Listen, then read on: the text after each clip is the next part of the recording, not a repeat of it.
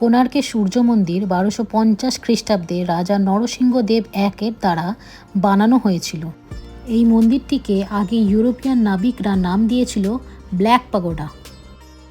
কোণার্কের সূর্য মন্দির পুরী থেকে প্রায় 35 কিলোমিটার দূরে। এই মন্দিরটি ভারতের রহস্যজনক মন্দিরগুলোর মধ্যে অন্যতম।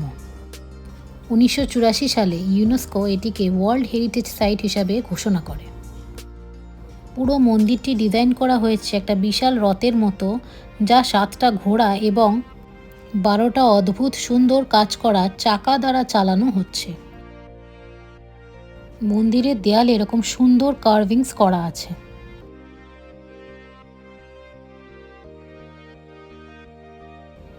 এটি ছিল কিচেন কমপ্লেক্স।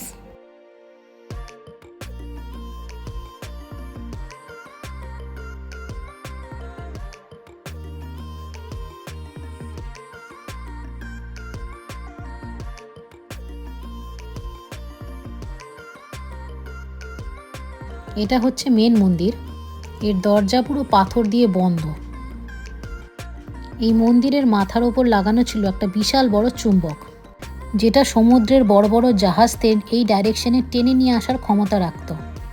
এখন সেই চুম্বক আর নেই। শোনা যায় ব্রিটিশরা সেটা চুরি করে নিয়ে গেছিল এবং সেই চুম্বক সরানোর পরে মন্দির ধীরে ধীরে ধসে যাচ্ছিল। তাই মন্দিরে পাথর ভরে দরজা চিরতরে বন্ধ করে দেওয়া হয়েছিল।